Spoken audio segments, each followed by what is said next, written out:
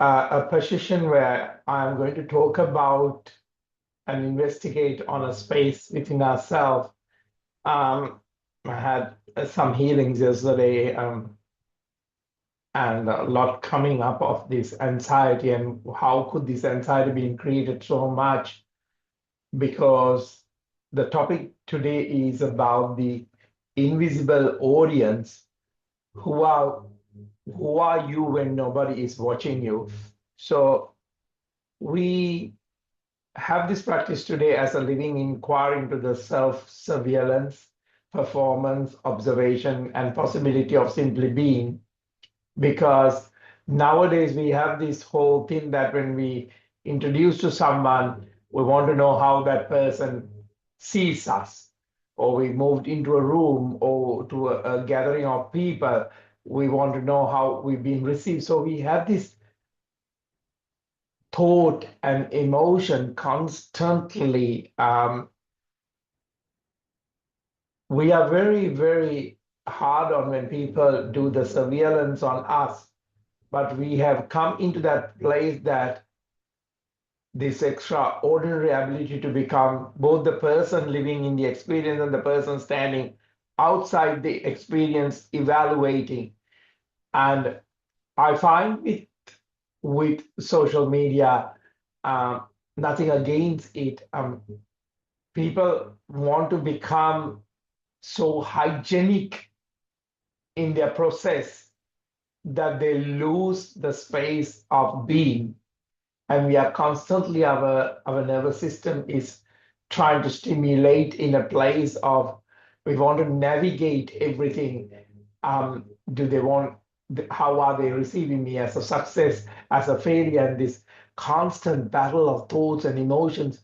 And sometimes these things are something that happened as a child or happened at a school, happened as a parent, happened as a teacher, that someone said something and then that thought and emotion has never left you.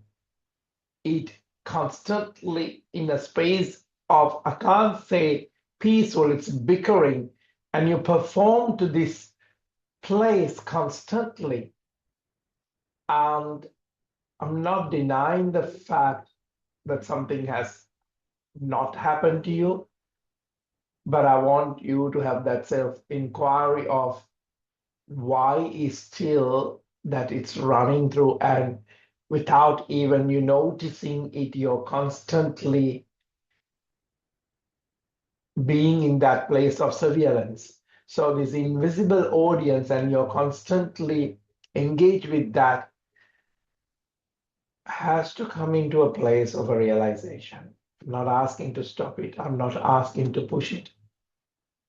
And we have to come into this observation, because most of the time when people come into healings, within the first 5 sentences, I know what that person is going in, what kind of a loop.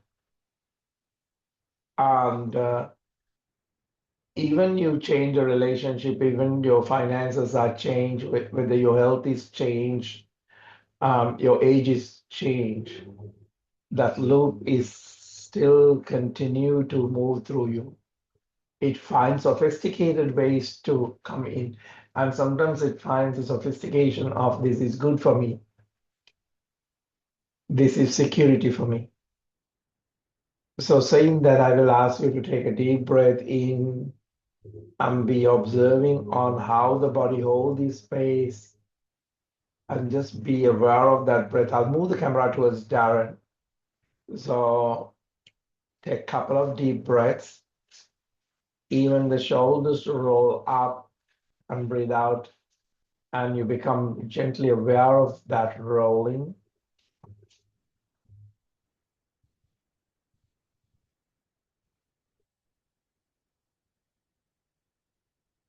So now you become aware of that space of that you've been looked at, and you're becoming aware of that observation. And you come into that place of simply being. Now take a deep breath in, shrug the shoulders up, tilt the head back, massage the back, of the skull. Open and close the mouth wider, wider, and close the mouth, chin to the chest and collapse. Now be aware of that. We are watching ourselves live. We are not only speaking, some part of the mind is simultaneously listening to how we sound. And then we blame ourselves, we didn't sound well. We are not only walking into a room, even to the yoga, something is already measuring how we appear in that room. So take a deep breath in, push the belly out, shoulders roll back and squeeze the back of the shoulders. And look up to the ceiling. Breath out and collapse the spine. So this is a great place that we come into this understanding of this self-surveillance. Now take a deep breath in and elongate the breath. Did I say the right thing? Do I look confident? Do I appear intelligent? Do I belong here? Was that awkward? Should I have said something different? Now twist the spine to the right side, stomach gently pulling in.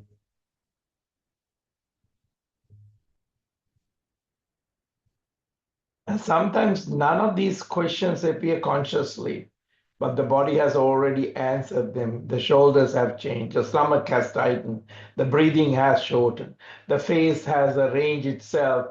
Oh no, what's this? The voice has become slightly different. The nervous system has begun to preparing an acceptable version of you before thought has even caught up. Now see, last week we were trying to get into the thought.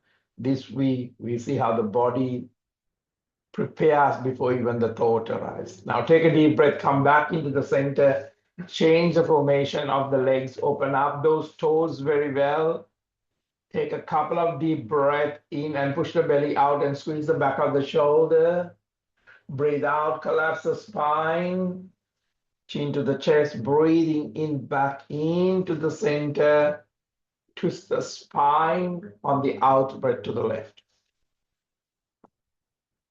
So this is where our inquiry begins, not with the social media, not with the confidence, not with the self-esteem, not even with the identity, but with something more subtle. So be aware of that space where I am aligning you to become, being developed, this extraordinary ability to become both the person living in the experience and the person standing outside the experience evaluating it.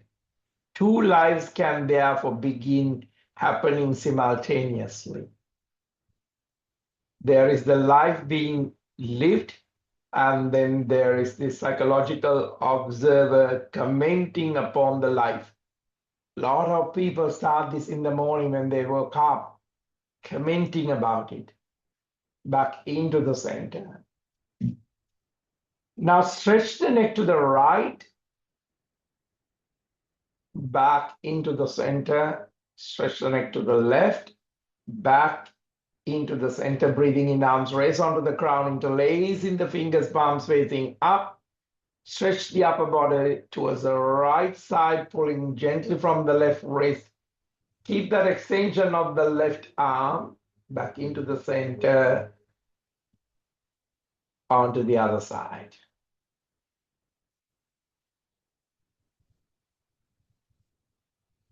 So I can give you another slight example of this. Back into the center, breath out, spread the wings wider, and collapse into a cat.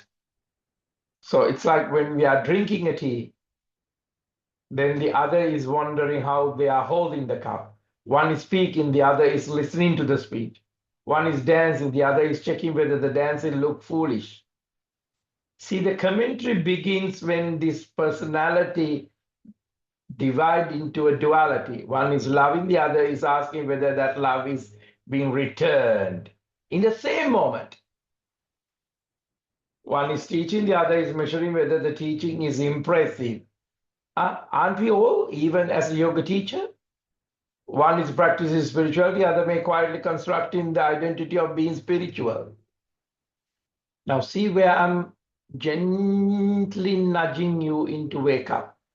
If you adjust this too much, you will go to the other extreme of it, back into the center. Now very gently take a deep breath in. Left leg stretch back and keep that right hip open. Gradually, I want you to observe. The observer can become stronger than the living, because observer has become so smart, so successful, so got everything in order, so it becomes very smarter than the living, and the commentary can become louder than the experience. Now, to identify you're doing this, you constantly comment about things. Lift up the space of the heart. Take a deep breath in, drop the arms and walk those palms into the front. So the image can be more important than the actuality. Eventually, we may not even know that this is happening. So this is a subtle discovery from yesterday, because we spent 3 hours with this healing, and then we came into this place of understanding. So who is this invisible audience? Take a deep breath in, very gently come back, shoulders relaxed, chest open. Now very gently into a plank, strong on the pelvic floor.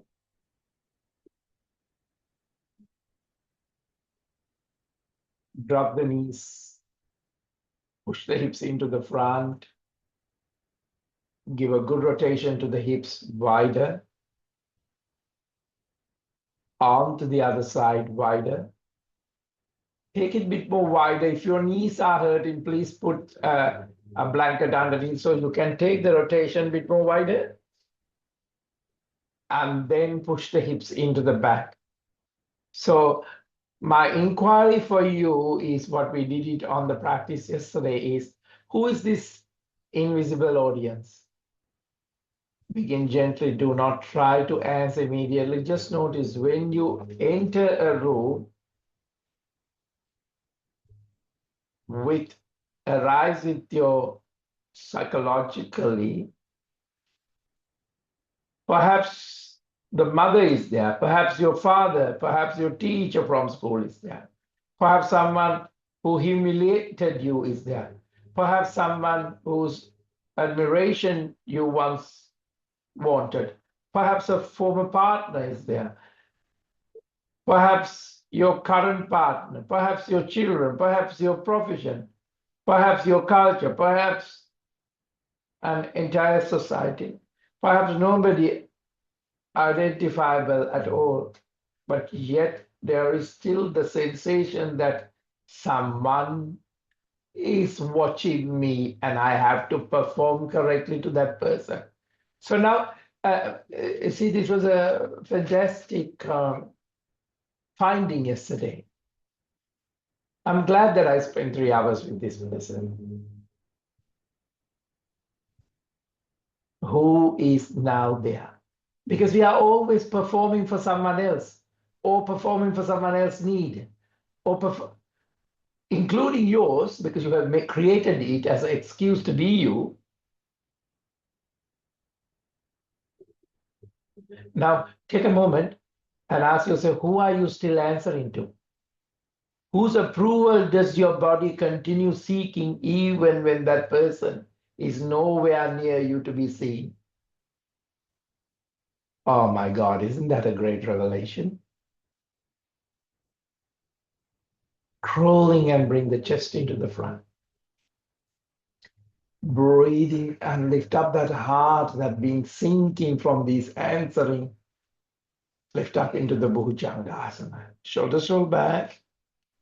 So who is disappointment are you still trying to avoid? Children, this happens. Adults, this happens. This goes right back to the childhood. This is not to create the story. This is to dismantle it. When you succeed, who do you secretly want to see it? Don't you worry, I also have this with siblings. Want someone older than me to approve my success. They got no idea what I'm even thinking about. Or look into the right side.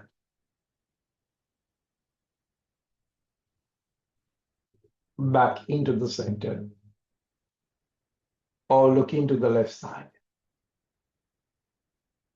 Back into the center. Breathe out towards the down face.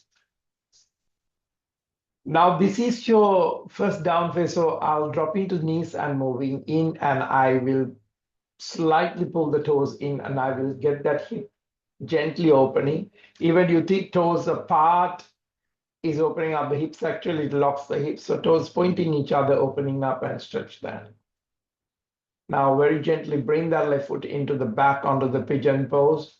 Shoulders roll back, opening up and elevate the space of the heart. Become aware of your breath.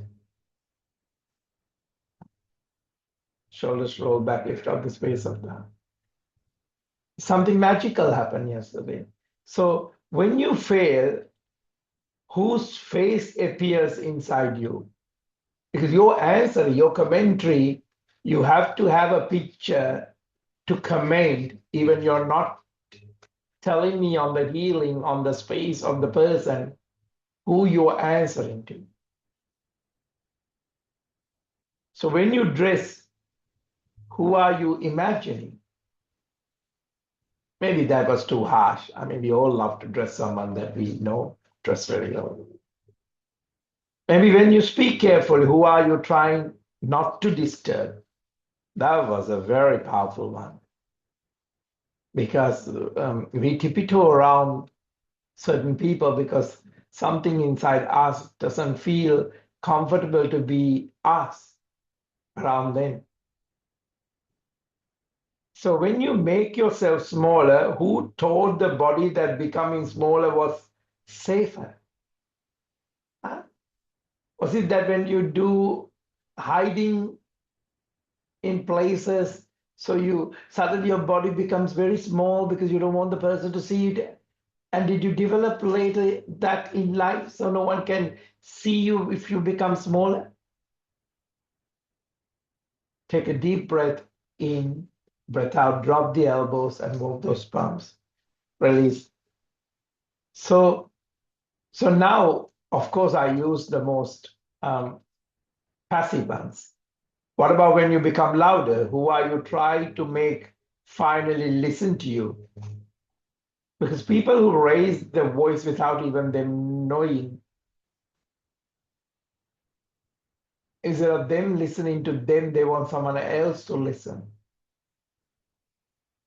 So I would ask you to do not create a story around these questions, because simply noticing whether the body recognizes something before the mind explains it. There may be a tightening, there may be a memory, there may be a change of breath, a sensation around the throat, a sudden urge to dismiss the inquiry and let that be enough. We are not searching for the autobiography of you. We are observing the conditioning as it moves now. Okay. All right. Great. So I'm trying to push 3 hour session into this 1 hour.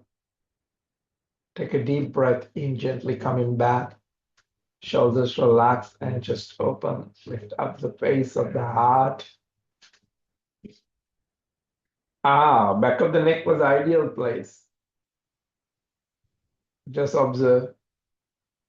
Create that, stabilize that scapula so they don't have to hold tightly into a plank.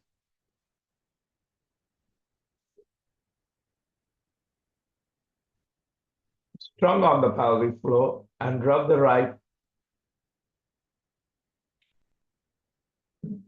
Now drop both knees and give a good rotation to the hips. Wider, wider, wider.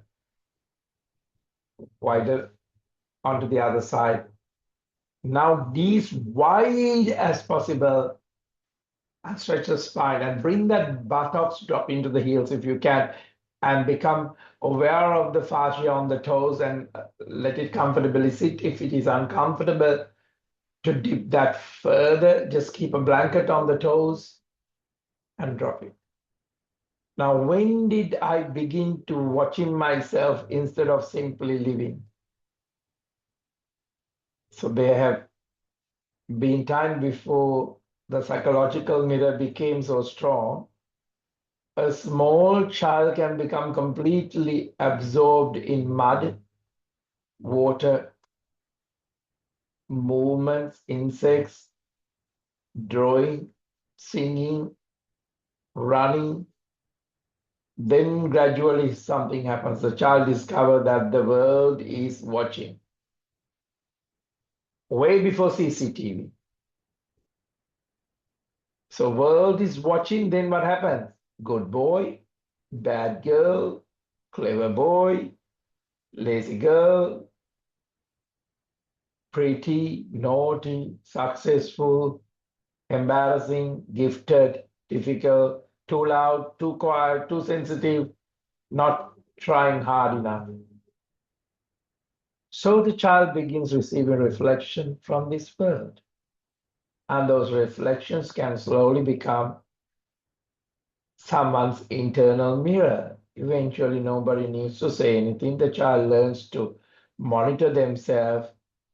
The adult continues to process things automatically.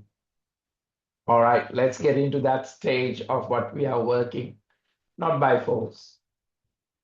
Palms facing down, crawling and bringing the chest into the front. And when you bring the chest into the front, keep the tailbone up for a while.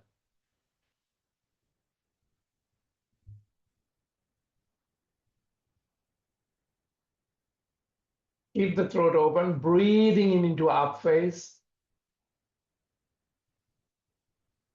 Breathe out towards the down face. Breathing in into a plank.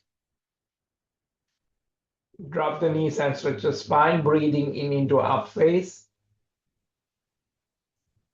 Breathe out towards the down face. Breathing in into a plank. Drop the knees and stretch the spine. Crawling and bringing the chest into the front. Breathing into a up face. Breathe out towards the down face. Drop the knees and stretch the spine. So when did this spontaneity begins requiring permission? When did movement become something you could do correctly or incorrectly? When did your face become something to manage? When did your body become something you began seeing from the outside? When did eating become something other than hunger and taste? When did speaking becomes rehearsal? This is especially for people who talk from a borrowed language. When did laughter become something you could be embarrassed by? When did your natural response begin needing an internal editor? Now I want you to notice the difference between I'm experiencing this and what does this experience say about me? Those are completely different movements. One is a contact, the other is an evaluation.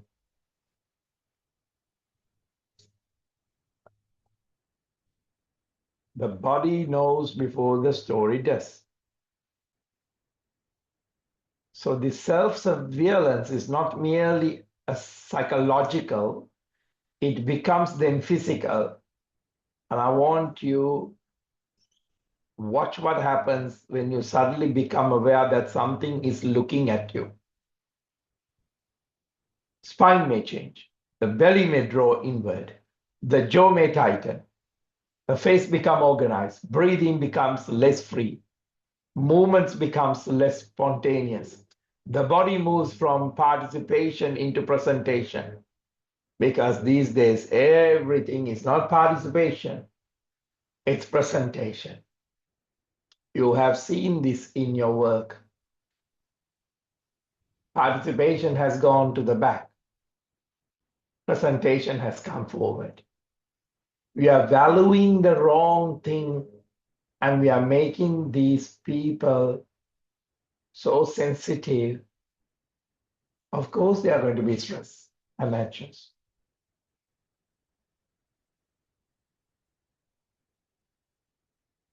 All right. So now we are working on the body knows before the story does. Now very gently crawling and bring the chest into the front. Now hold the chest, bum up. Now dip the arm stretch under your hips onto the floor. So bum is up there, sir. Great.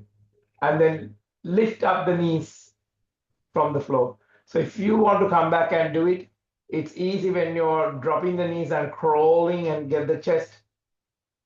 And then you get the legs open and get that chest and shoulders rolled back, arms stretch, palms facing down. Now drop the belly. Now rotate the hips side to side. Now take a deep breath in and left leg up. Left arm to the right side, over that other leg. That's it. That's it.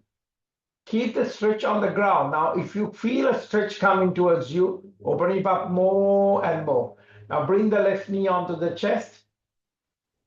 Now, stretch the left leg onto the left side. Correct. Now, breathing in into a gentle cobra, gentle cobra, gentle cobra, because you're opening up, you're getting the story that constantly body has taken the shape of. Breathe in, that constantly body has taken shape of. Now relax and stretch the leg back. And third eye landing on the floor, activating the pituitary gland and the pineal. Now, I want you to just imagine, okay? You're walking naturally into a place. Then imagine somebody important has entered the room. Do not exaggerate anything, simply notice what changes. Am I still the little child? Am I still the little victim? Now I want you to imagine, did your posture change? Did your breathing change? Did your face change? Did your pace change? Did your stomach tighten? Did you suddenly become aware of your hands? Now remove that imaginary person. What happens? Does something soften? Does the exhalation becomes longer? Does the face stop performing? There is no need to relax deliberately. Simply notice what the body stopped doing when it no longer believes it is being evaluated. Great, you guys are doing amazing. The body knows before the story. Now that imaginary person, if you are not aware of it, is constantly there.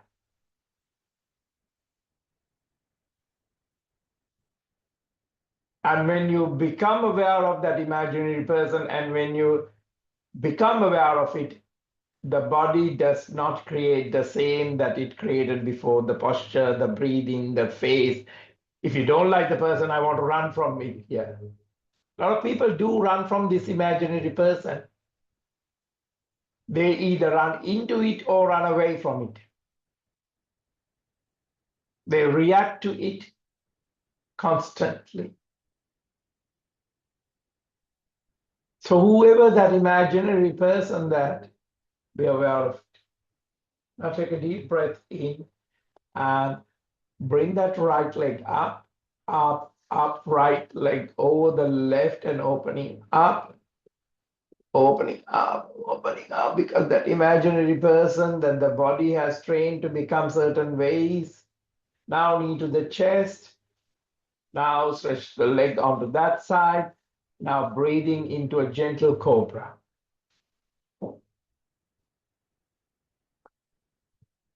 Now, what we came yesterday to the understanding,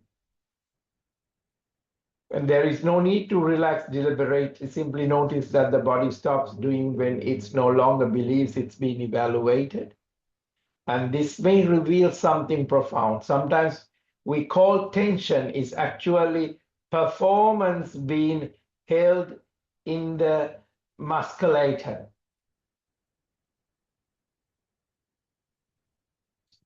So the performance being held in the space of that muscle body.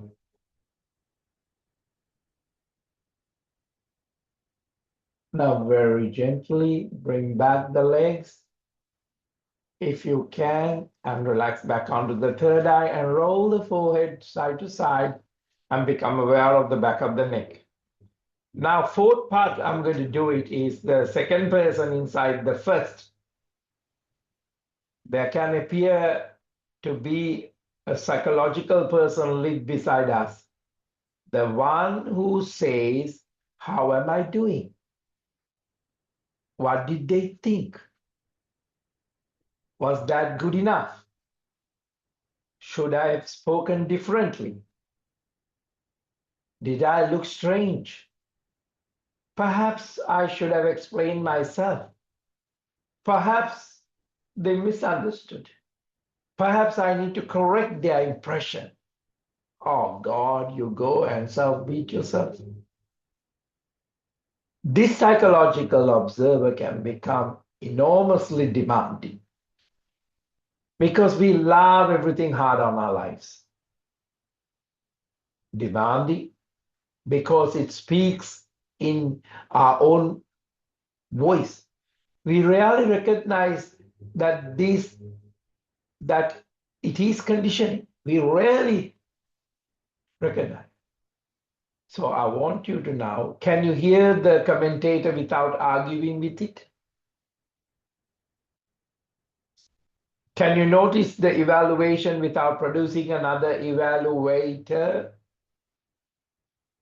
Can you hear that was embarrassing without reply?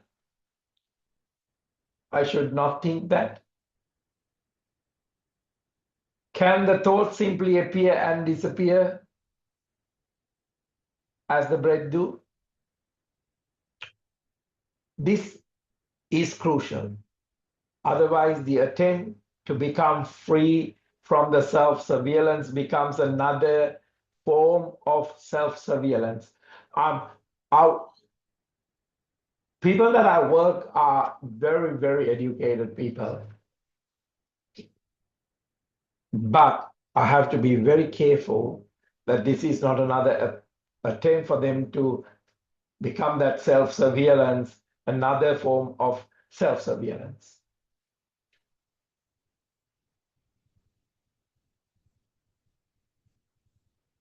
And relax. Now breathing in, up face, because you have to understand the structure survives, only the costume changes. Cunningness of the mind is very strong. It will always find a way to come back. If you don't become aware of the structure, never change, the costume changes for a while. Breathe out towards the down face. Now left leg up, left knee to the chest, stretch back, breathing in, left knee to the left elbow, stretch, left knee to the right elbow, stretch, left foot into the front, arms stretch into the back, arms raise onto the crown, interlacing the fingers, palms facing up, opening up onto the Virabhadrasana. Now, there's a beautiful part. We came into a conclusion that structure always try to survive, and it has different costumes, like David Jones mannequins. So Myers, I don't know whether they're still there. Fashion changes. Mannequins still stay with a different wig. So I want you to, on the Virabhadrasana, do not turn this into another story, because some of you suddenly will think, this is because of my mother, this is because of my school, this is because of my childhood. Perhaps, but that explanation can quickly become another psychological possession, because we love to possess things. When the person begins to carry my self-surveillance, my trauma, my conditioning, my history, my patterns, and the observer becomes stronger because it now has a sophisticated explanation with years and years of life for itself. All right. So how the yoga is different? We acknowledge the history without living inside the explanation. We acknowledge the history without living inside that explanation. Gentle arch. Keep the structure. Don't put another costume on it. Observe, elbow onto the knee. Right arm reaching up. Right arm reaching into the front. Breathing in, right arm reaching into the back and touch the floor. Left arm reaching up, breathing in into the back and touch the floor. Holding onto the front knee, push the hips front and forward for a while. Open up, open up, open up. Arms raise onto the crown now.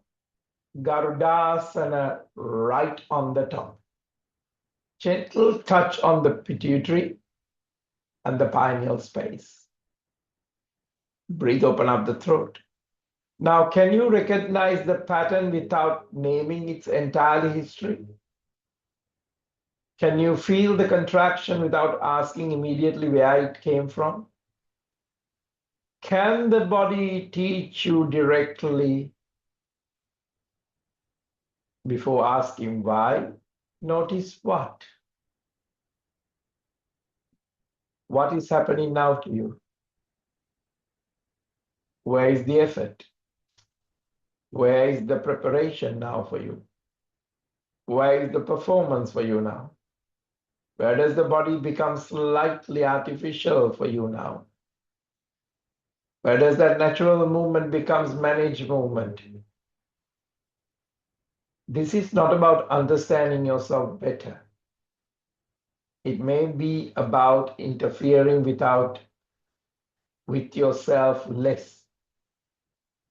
That interference keeps the surveillance stronger. Now take a deep breath in, breath out, and release. Into a plank. Drop the knees and completely breathe out and relax. Now we are going into the, so we worked on not turn this into another story. Now we are coming into the subject and the object.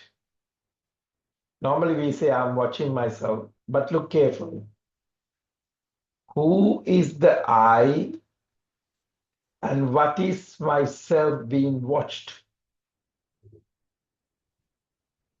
There appears to be a subject and an object, the observer and the observed, evaluator and the person being evaluated. Perhaps they're both movements of thoughts. The thought that says, I am not good enough, and the thought that say, I must stop thinking, I am not good enough. Both belongs to the same mechanism, but I'm trying to say one thought has divided itself into two positions. Can the observer be observed? When the mind says, I am watching myself, where exactly is the watcher? Does it have a location? Does it have a shape? Does it have a boundary? Or is the watcher another thought appearing within the awareness? This is a hard part for a lot of yogis. If both the performer and the critic are movements of thoughts, then what remains when neither is followed?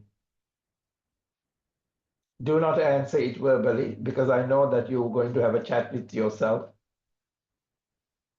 Notice, perhaps hearing remains, breathing remains, moment remains, life remains, but the psychological manager temporarily disappears.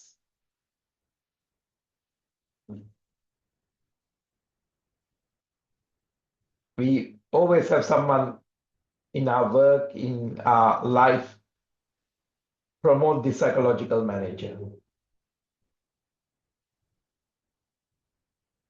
So the central recognition here,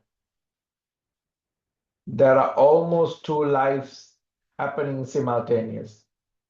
The immediate life of sensation, movement, relationships, and perception, and the secondary life that stand beside it, measuring it, editing it, comparing it, remembering it, and anticipating it.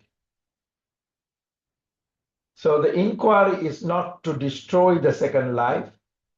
A lot of people, when they can't get this worked it out, their life become worthless for them. So it is to recognize the moment it appears. So clearly that is no longer has to operate invisibly. I'm not doing any moments because I want you to, can you catch the exact instant experience turn into self-evaluation, even on a posture? Now breathing in, gently crawling and bringing the chest into the front, breathing in into the up face, breathe out towards the down face, right leg up, right knee to the right chest, breathing in, stretch back, right knee to the right elbow, stretch back, right knee to the left elbow, stretch back, right foot into the front, arms stretch into the back, arms raise onto the crown, bend the knees in deeper, coming to the Virabhadrasana.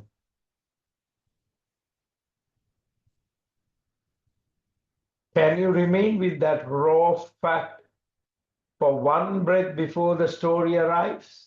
Just one breath.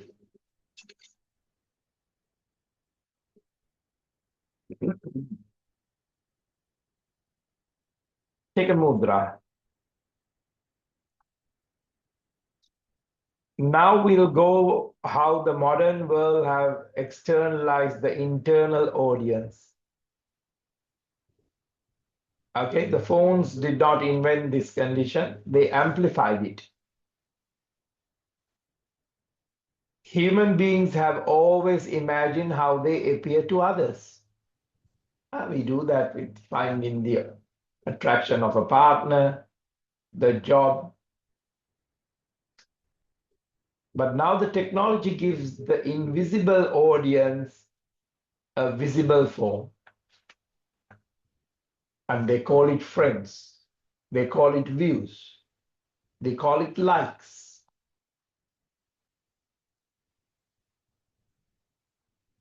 Become so aware of this, huh? You are so worried about AI taking over, but have you recognized that you have become a participation of it? This is nothing against it. There are tools to be used, not get used by it.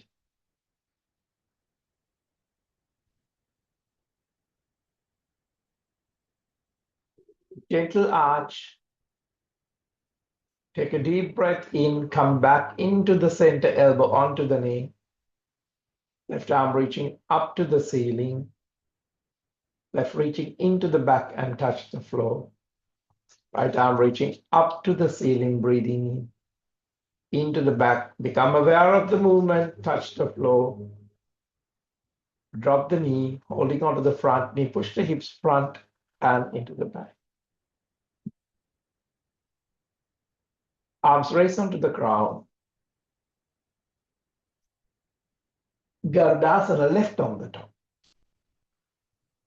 Now take a moment how we become aware of this invisible audience, invisible followers, views, likes, comments, photographs, profiles, rating, numbers.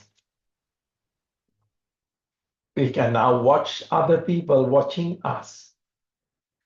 This can be very addictive because the nervous system receives constant information about social belonging.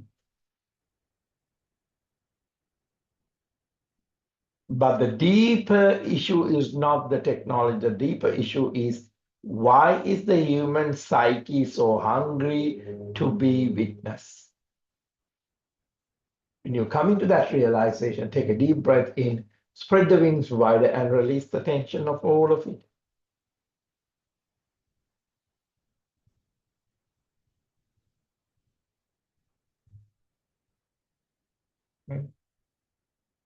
Now, would you cook the same meal if nobody could photograph it? Would you travel differently if nobody would ever know where you went? Would you dress differently if nobody could judge you? Would you exercise differently if there were no mirrors? Would you still pursue the same ambition if nobody could admire the outcome? Would you still practice kindness if nobody knew your kindness? Would generosity survive without recognition? Would spirituality survive without the spiritual identity?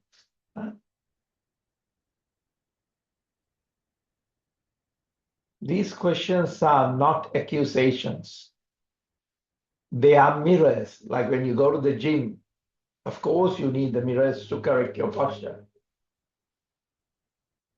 But where does it go into the place of fixing to be able to just do it without fixing? So my last part of this is now push the hips into the front, into a plank, drop the knees and stretch the spine into the back. Is the performance, it's not always obvious. Performance does not always mean pretending. Sometimes performance looks like goodness, competence, politeness, spirituality, strength, even independence, even humility, even generosity. Being needed, being the person who always understands everyone. Even suffering can become unconsciously performed. We may unknowingly continue presenting a version of ourselves because it guarantees a familiar relationship with the others. If I talk like this, if I talk about my struggle, the world struggles, I will have that familiar relationship. What role do people expect from you? Ask yourself. Wake up the spine, one vertebra. Does people want you to be the strong one, the funny one, the wise one, the difficult one, the helper, successful one, the wounded one, responsible one? What happens if you do not provide that role today? Is there anxiety? Is there guilt? Is there emptiness? Is there relief? Now, without trying to change the role, notice the energy required to maintain it. That energy itself may be revealing something to you. Now come to a seating posture.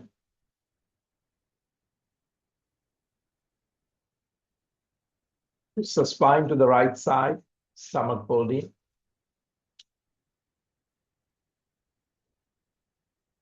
Back into the center, onto the other side.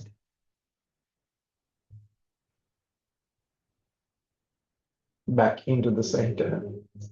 Shrug the shoulders up, breathing in.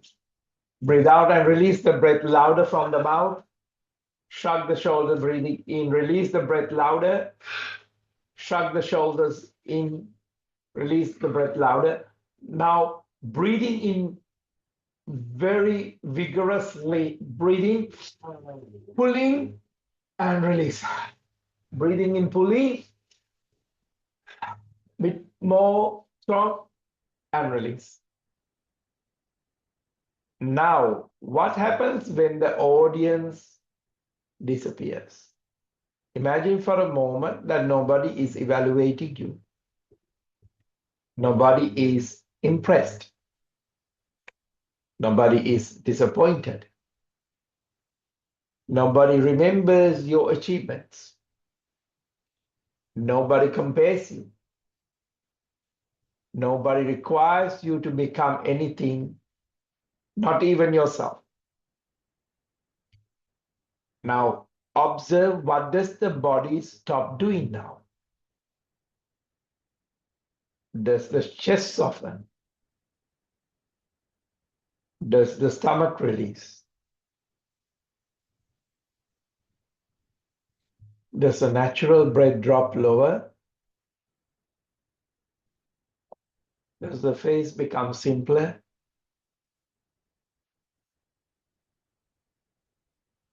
I want you to sit in this posture without producing an identity.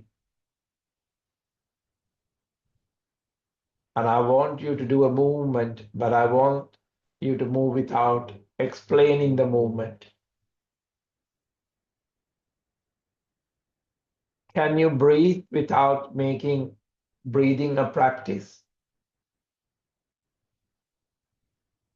Can you experience a moment without turning it into evidence about who you are? There may be an unfamiliar simplicity here, not special, not mystical, just unobserved living.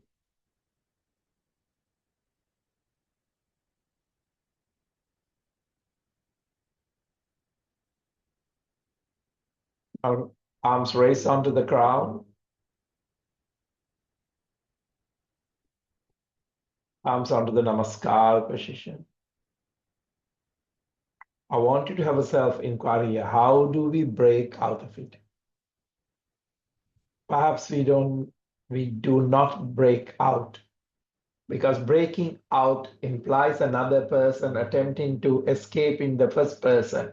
See the loop now? Instead of there can be a recognition. Bring the palms together and observe that recognition. Recognition changes the relationship immediately. The moment the self-surveillance is clearly seen without condemnation, something becomes less automatic. The practical work is for you here is to not to suppress the observer and not to replace an old story with a better story. It is to recognize the movement in real time before it acquires psychological momentum.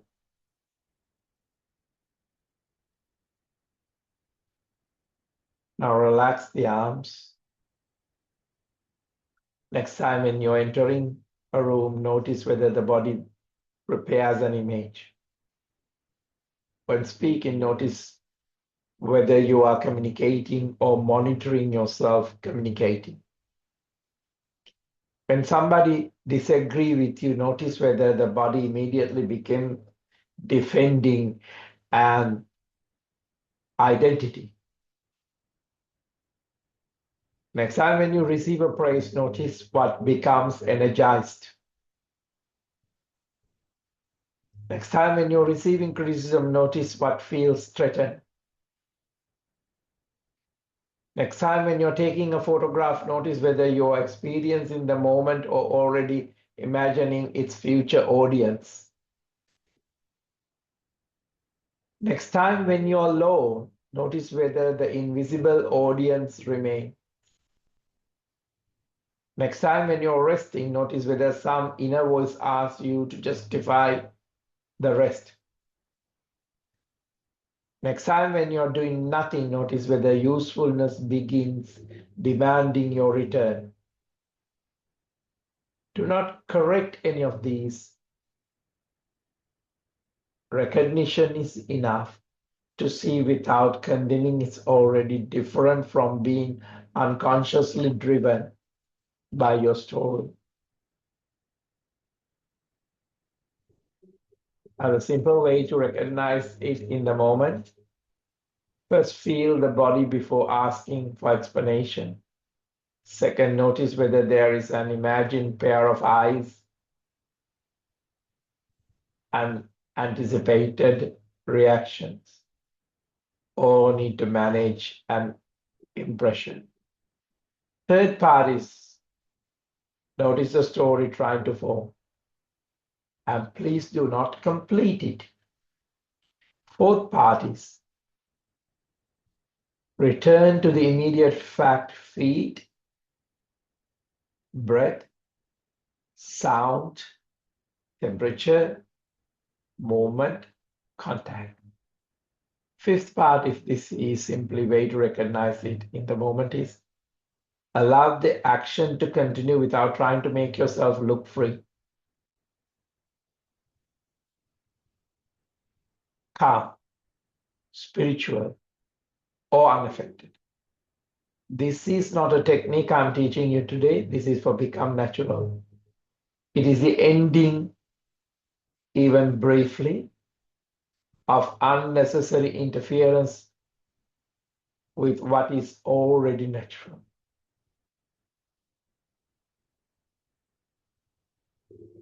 When you come into this realization, arms raised back to the ground, palms onto the pranam position. Can there be a witnesser without a witnesser? Can there be witnessing, maybe witnessing without a witnesser? This is a subtle doorway. We often speak about witnessing, but witnessing can easily become another identity. I am the witness, I am the observing my thought, I am detached, I am conscious, and suddenly another spiritual observer has been created. So perhaps there's a simple awareness today. No owner, sound is heard, breathing is felt, thought appears, thought disappears, sensation moves, the body shifts. There is no need to place someone in the center of it. Can hearing happen without mentally saying, I am hearing? Can breathing happening without someone supervising the breath? Can your thought be noticed without producing a thinker who feels superior to the thought? Can experience occur without immediately become my experience? Stay close to the simplicity. The birds do not need a witness. Rain does not need approval. Breathing does not need requires applause. Life may already know how to live. All right. Now, when you come into that realization, come into the place of that namaste and observing that space. Namaste. Who am I when there is absolutely nobody to perform for? Allow the space around this question when you're taking a break today. Shoulders relaxed. Who am I when nobody is impressed? Who am I when nobody is disappointed? Who am I when nobody remembers me? Who am I without comparison?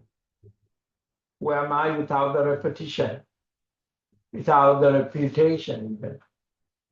Who am I without the story or who have been?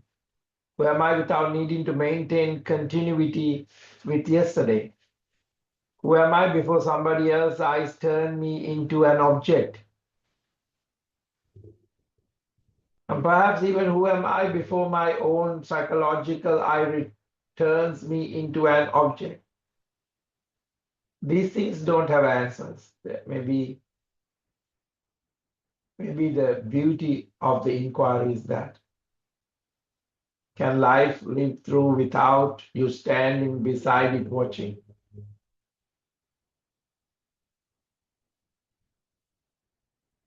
So this is a deep inquiry. I'm glad I had a chance to discover with one of my students yesterday on a space of healing, because they do come to use the bed and the EE system and the sauna and the bath and all work. And it's a kind of like 3 hours to 3.5 hours work. So, but I took notes of the practice with the communication which we had with the person, and it became amazing for that healing and progressing through the week. So my love to you, Liz, Maria,